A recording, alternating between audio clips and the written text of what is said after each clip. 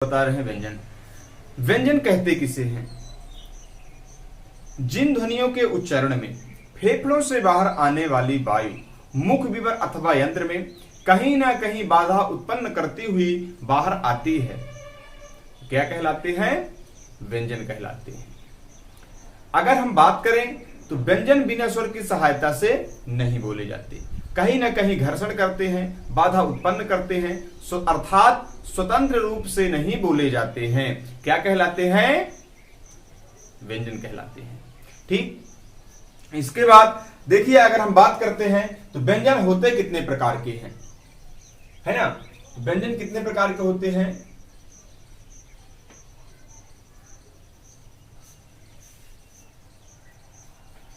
स्पर्श व्यंजन,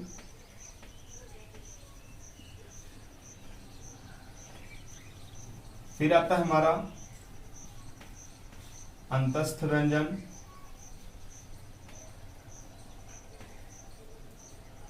फिर आता है ऊष्म व्यंजन,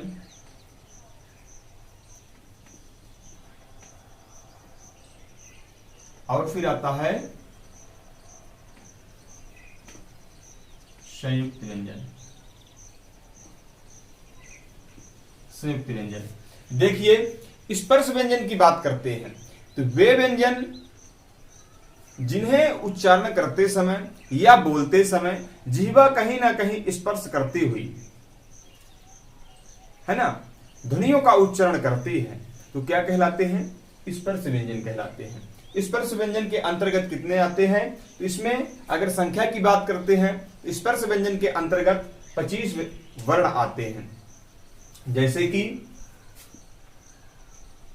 का, खा, गा, घा, अंगा, फिर चा, छा, जा, झा, अइया, टा, ठा, डा, ढा, ड़ा, ता, था, दा, धा, न, पा, हा, बा, भा, मा, या, रा, ला, वा, सॉरी, हमको माता के ही लिखना था। स्पर्श व्यंजन हमारे कहां तक होते हैं? मां तक होते हैं। ठीक है, तो ये हमारे हो गए स्पर्श व्यंजन। ठीक है, तो इनमें कितने होते हैं?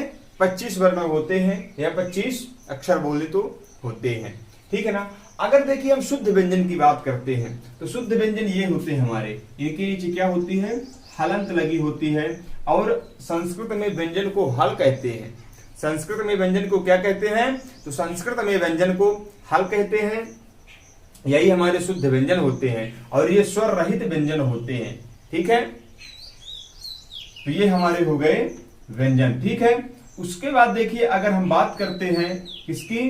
अंतस्थ व्यंजन की, तो अंतस्थ व्यंजन वे होते हैं कि जिनको उच्चारित करते समय वायु बिल्कुल क्या होती है? अंतः से निकलती है, और इसमें जीव की स्थिति बिल्कुल समानतया होती है, यानी जीव का प्रयोग कम किया जाता है।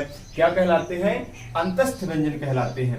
अंतस्थ व्यंजन में कौन कौन से आते हैं? तो अंतस्थ व्यंजन में हमारे कौन कौन से आ जाते हैं? अंतस्थ व्यंजन के अंतर्गत आते हैं कौन से?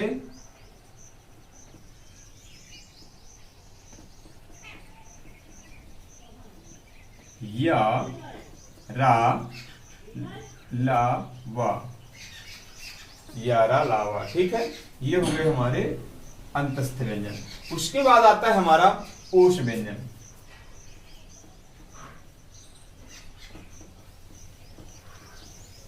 ऊष्म व्यंजन वे व्यंजन जिनको उच्चारित करते समय वायु कहीं ना कहीं घर्षण करती हुई गर्म होकर मुख विवर से बाहर निकलती है। ठीक है, जिनको उच्चारित करते समय क्या होती है? वायु कहीं ना कहीं घर्षण करते हुई, है ना, मुख विवर से बाहर निकलती है, जिस कारण क्या हो जाती है? गर्म हो जाती है। इसलिए इसे क्या कहते हैं? ऊष्म व्यंजन कहते हैं। ऊष्म के अंतर्गत कौन से आते हैं?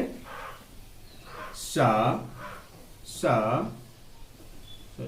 सा, सा, सा, हाँ, ये हमारे आ गए उष् व्यंजन। और फिर आते हैं अंत में संयुक्त व्यंजन।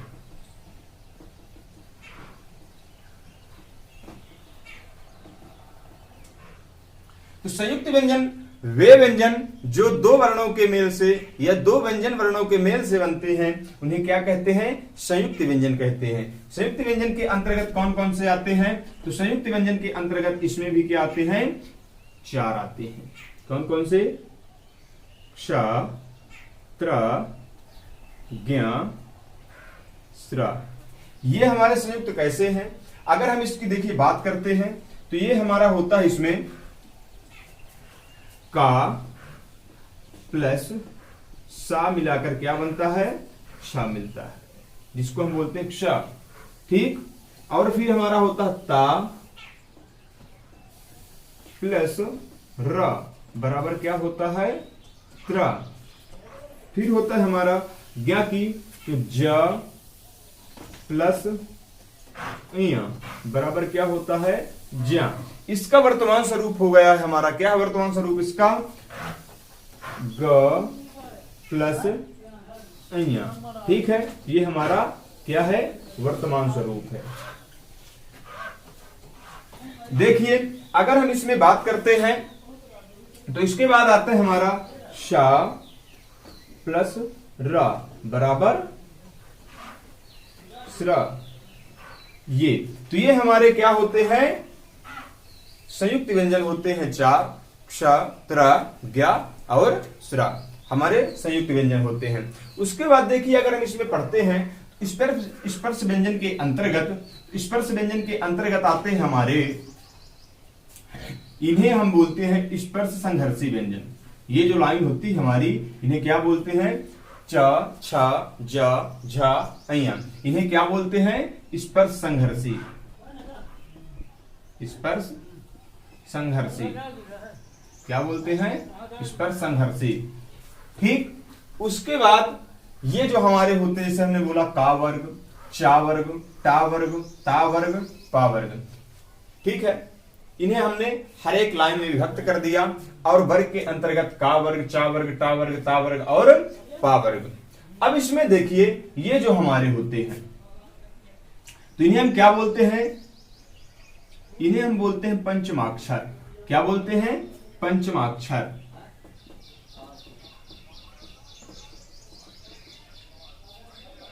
पंचमाक्षर बोलते हैं। पंचमाक्षर क्यों बोलते हैं? क्योंकि ये 5वें नंबर पे अक्षर विराजे हुए हैं, इसलिए इनको पंचमाक्षर बोलते हैं। और अगर इसमें बात करते हैं तो इनको क्या बोलते हैं?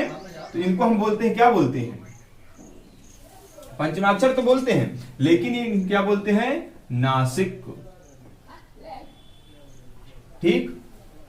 नासिक क्यों बोलते हैं? क्योंकि ये नाक के माध्यम से बोले जाते हैं, इसलिए इन्हें क्या बोलते हैं? नासिक बोलते हैं।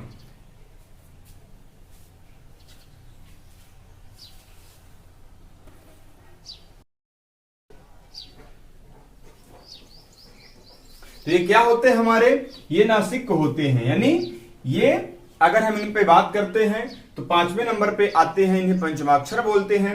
नासिक ध्वनि भी इन्हें बोलते हैं। अंगा, अय्या, णा, ना, मा।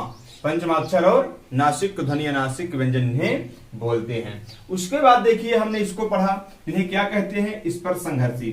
ठीक है ना? संघर्षी तो ये सभी है, ठीक है ना? सॉरी, स्पर्श तो सभी है ये, ठीक है ना? स्पर्श व्यंजन, लेकिन स्पर्श संघर्षी उसके भी अंतर्गत, जैसे च, छ, ज, झ, अ, अर्थात इनके उच्चारण में बिल्कुल संघर्ष करना पड़ रहा है जिह्वा को। ठीक है ना? स्पर्श के साथ साथ संघर्ष भी कर रही है जिह्वा, इसलिए इन्हें क्या कहते हैं? स्पर्श संघर्षी। उसके बाद अगर हम यहां पे बात करते हैं, देखिए तो यहां पे होते हैं हमारे ड और ढा। तो इन्हें हम क्या कहते हैं? ये हमारे व्यंजन होते हैं कौन से? द्विगुण व्यंजन। ये हमारे कौन से होते हैं? द्विगुण व्यंजन। द्विगुण अर्थात इनकी प्रकृति के ही दो और बाहरी व्यंजन आ गए हैं, बाहरी स्वर आ गए हैं, बाहरी वर्ण आ गए हैं, तो द्विगुण व्यंजन इन्हें कहते हैं। या इन्हें अगर बात करें उक्षिप्त व्यंजन भी कहते हैं। उक्षिप्त का मतलब क्या होता है? फेंका हुआ, अर्थात जिन्हें बोलने में क्या होते हैं? जीवा ऊपर की ओर झटके से जाती है और नीचे की ओर आती है, इसलिए इन्हें क्या कहते हैं, उक्षिप्त भी कहते हैं, ताड़न जात भी इन्हें कहते हैं। ठीक है ना। तो दा और ढा इन्हें उक्षिप्त, द्विगुण और ताड़न जात क्या कहते हैं, उक्षिप्त, उक्षिप्त,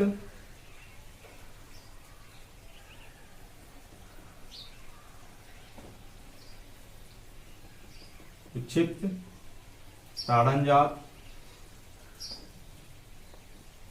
द्विगुण व्यंजन।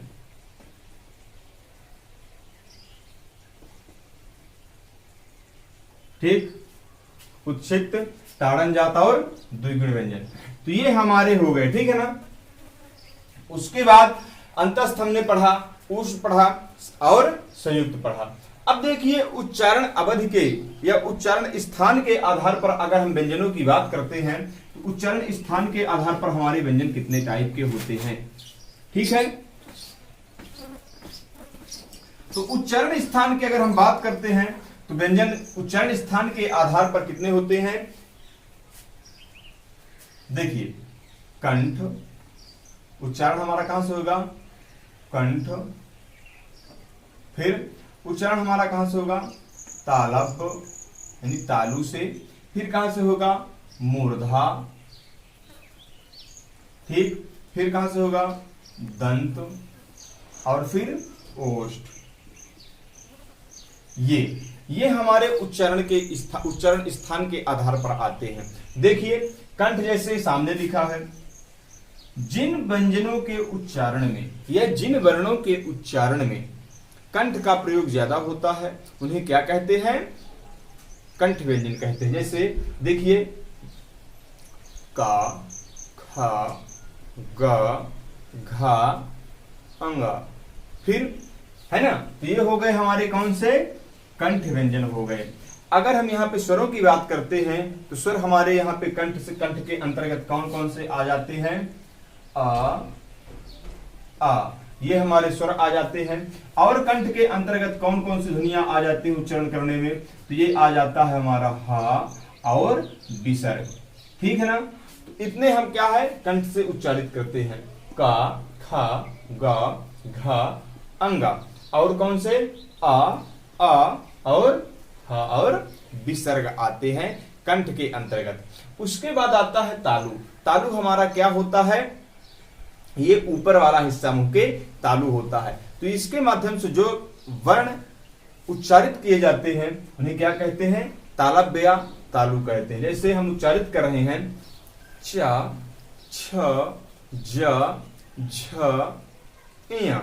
ठीक है ना। अब इसके अंतर्गत स्वर कौन कौन से आते हैं, तो स्वर आते हैं हमारे ई। ठीक, ये हमारे आ गए स्वर। या और वा, या और व, या आ गए। और ठीक है ना, फा, या और, तो ये हमारे आ गए इसके अंतर्गत। ई, या और शाह, सा, या और श, ये हमारे कौन से आ गए, तालु के अंतर्गत आ जाते हैं। उसके बाद आता है हमारा मूर्धा। देखिए मूर्धा के बात करते हैं अगर हम, तो क्या होते हैं, ये मुंह का ऊपरी हिस्सा होता है। और जो व्यंजन वर्ण कहे या जो वर्ण कहे मुंह के ऊपरी हिस्से से बोले जाते हैं या मूर्धा से बोले जाते हैं उन्हें क्या कहलाते हैं, मूर्धन्य या मूर्धा कहते हैं। ठीक है ना। जैसे हमारा होता है ट, है ना। देखिए इनको बोलने में क्या होती है, जीवा जो हमारी होती है झटके से ऊपर जाती है और झटके से नीचे आती है। ठीक है ना। यानी इन्हें क्या कहते हैं, ट, ठ, ड, ढ, ड, इन्हें उक्षिप्त व्यंजन भी कहते हैं। तो देखिए अगर बात करते हैं यहाँ पे तो कौन कौन से आते हैं, ट, ठ, ड, ढ, ड। और ये आगत स्वर हमारे, आगत व्यंजन हमारे। ठीक है ना। उसके बाद यहां पे अगर हम स्वर की बात करें तो स्वर हमारा कौन सा आता है, री, ऋषि, री, ये हमारा आ गया स्वर। और फिर रा रस्सी आ जाता है हमारा यहाँ पे, सा षटकोण आ जाता है हमारा यहाँ पे। रा रस्सी और सा षटकोण कहां पे आ जाता है, मूर्धा के अंतर्गत आ जाता है। ठीक है। दंत की बात करते हैं। देखिए तो दंत के अंतर्गत आते हैं हमारे कौन कौन से? त, थ, द, ध, न। ये हमारे कौन कौन से आते हैं? दंत के अंतर्गत आते हैं।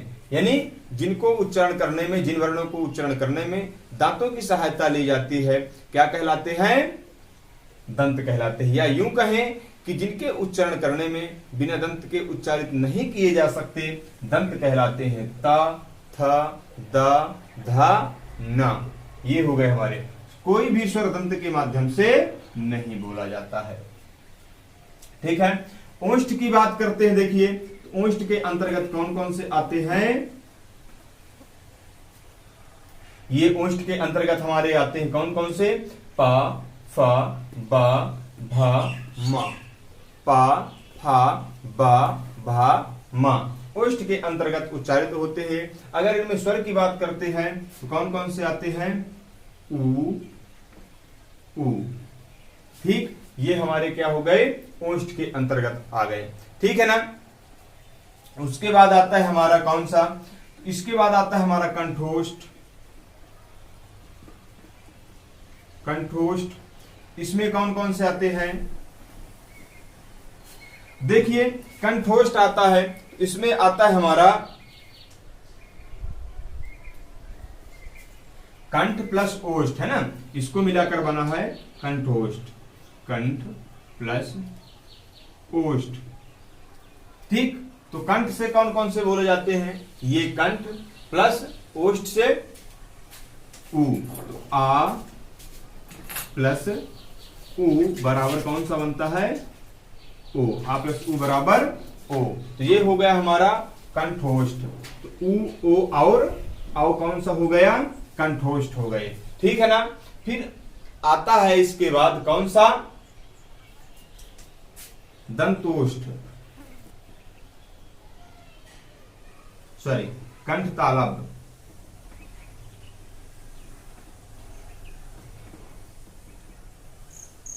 कंठ तालब्ध। ठीक है ना। तो कंठ से कौन से आते हैं? आ प्लस तालब्ध से ई। तो क्या हो गए? आ प्लस ई बराबर ए होता है। तो कौन कौन से आ गए? ए और आए। ठीक है ना। तो इस प्रकार हम उच्चारित कर सकते हैं उच्चारण अवधि के आधार पर स्वरों को। ठीक है ना। तो कंठ के अंतर्गत आ जाते हैं का, खा, गा, घा, अंगा और आ, हा और विसर्ग आ जाते हैं। तालब्ध के अंतर्गत, तालु के अंतर्गत आते हैं हमारे चा, छा, जा, झा, अया, ई, या और शा। मूर्धा के अंतर्गत आ जाते हैं हमारे कौन कौन से? तो मूर्धा के अंतर्गत आते हैं हमारे, हाँ इसमें दंत में हमारा क्या आता है? ये सा आ जाता है। ठीक है ना। मूर्धा के अंतर्गत तो री, रा, सा। ठीक, ये हो गए। फिर टा, ठ, ड, ढ, ड। उसके बाद दंत में, तो दंत में देखिए त, था, द, धा, न और फिर आ जाता है सा। ओष्ठ के अंतर्गत बात करते हैं। ओष्ठ में कौन सा आता है? प, फ, बा, भा, मा। ये हमारे व्यंजन हो गए, स्वर हो गए उ, उ। ठीक। कंठोष्ठ की बात करते हैं तो कोई व्यंजन नहीं आता है। कंठोष्ठ के अंतर्गत स्वर आते हैं हमारे, तो कंठ प्लस ओष्ठ को मिलाकर बनता है क्या? कंठोष्ठ। आ प्लस उ बराबर, जैसे हमने पढ़ा, कंठ से कौन सा बना? आ और ओष्ठ से बना उ, तो कौन सा बना? ओ और आओ। ठीक है ना। उसके बाद फिर हमने पढ़ा कंठ तालब्ध, यानी कंठ और तालु को मिलाकर बना कंठ तालब्ध। तो आ हो गया हमारा कंठ, तालु का हो गया ए, आ प्लस ए बराबर ए होता है। ठीक है ना। तो ए और आई क्या हो गए? कंठ तालब्ध हो गए। ठीक। तो अगर हम यहां पे बात करते हैं रा की, है ना, तो रा हमारा क्या होता है? रा हमारा होता है कौन सा व्यंजन कहलाता है? रा। रा को हम क्या कहते हैं? रा को कहते हैं लुंठित, लुंठित या प्रकंपित। रा को क्या कहते हैं? लुंठित या प्रकंपित। क्यों कहते हैं? क्योंकि रा को बोलते समय जैसे हम वो उच्चारण क्या कर रहे हैं? रा, रा, है ना। तो यानी जीवा क्या है? कंपन कर रही है, लुंठित हो जाती है, धीरे धीरे धीरे धीरे क्या है? कंपन कर रही है। इसलिए हम क्या कहते हैं? लुंठित या प्रकंपित व्यंजन कहते हैं। ठीक है ना। ला को क्या कहते हैं? ला हमारा है तो ला को क्या बोलते हैं? ला को पार्श्विक या पार्श्व। ठीक है ना। पार्श्विक यानी इसको बोलते समय जिह्वा क्या है, ऊपर आ जाएगी जिह्वा की नोक, और जो वायु होती है हमारी जिह्वा के अगल बगल से क्या हो जाती है, साइड साइड से निकल, जैसे हम ला ला है ना, तो क्या हो जाती है, निकल जाती है, इसलिए इसे क्या कहते हैं, पार्श्विक कहते हैं। ठीक। उसके बाद या और वा को क्या कहते हैं? या और वा को क्या कहते हैं? अर्ध स्वर। या और वा को क्या कहते हैं? अर्ध स्वर कहते हैं। ठीक। तो इस प्रकार अभी हमने पढ़ा। आगे हम पढ़ेंगे व्यंजन के अंतर्गत प्रणत्व के आधार पर, घोषत्व के आधार पर। ठीक है। तो नेक्स्ट पार्ट में हम पढ़ेंगे। तब तक के लिए धन्यवाद।